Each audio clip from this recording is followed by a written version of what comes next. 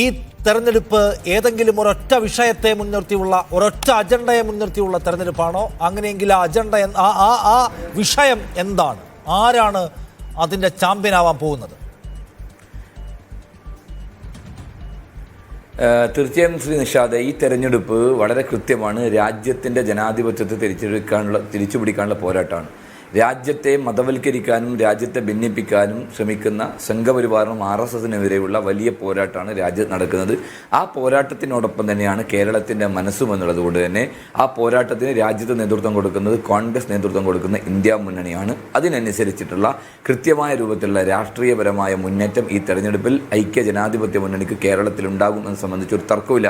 കാരണം കേരളത്തെ സംബന്ധിച്ചിടത്തോളം ഇവിടെ ഇന്ത്യ മുന്നണിക്കകത്ത് നിൽക്കുന്നതെന്ന് പറയുന്നവർ മോദിയേക്കാളും രൂക്ഷമായ ഭാഷയിലാണ് ശ്രീ രാഹുൽ ഗാന്ധിയെ വിമർശിക്കുന്നത് എന്നുള്ളത് നമ്മൾ കാണുകയാണ്. മാത്രമല്ല, മോദിയും പിണറായിയും രണ്ടല്ല ഒന്നാണ് എന്നുള്ളതാണ് സമീപ ദിവസങ്ങളിലെ അവരുടെ നേതാക്കന്മാരുടെ പ്രസ്താവനകൾ കാണുന്നത്.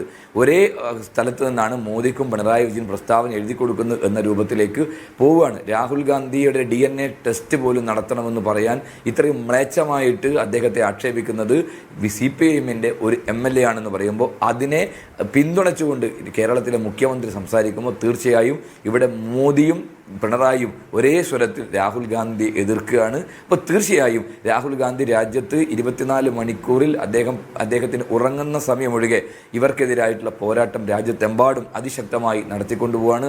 അങ്ങനെ നിൽക്കുന്ന ഒരാളെ ഒറ്റപ്പെടുത്താൻ മോദിക്ക് വേണ്ടി ആക്രമിക്കുന്ന ഒരു കാഴ്ചയാണ് നമ്മൾ കണ്ടുകൊണ്ടിരിക്കുന്നത്. പിണറായി വിജയനെക്കുറിച്ച് മോദി പറഞ്ഞത് എന്നേക്കാളും കൂടുതൽ രൂക്ഷമായിട്ടാണ് പിണറായി രാഹുൽ ഗാന്ധിയെ വിമർശിക്കുന്നത് എന്ന രൂപത്തിലേക്ക് പറയണം. അപ്പോൾ ഇവർ തമ്മിലുള്ള മത്സരം ഇവിടെ നടക്കുന്നു. തീർച്ചയായും കേരളത്തിലെ മതനിരപേക്ഷ സമൂഹം രാജ്യത്തിന് വേണ്ടി രാജ്യത്തിൻ്റെ ജനാധിപത്യത്തെ സംരക്ഷിക്കാൻ, മതനിരപേക്ഷ സംരക്ഷിക്കാനുള്ള പോരാട്ടത്തിൽ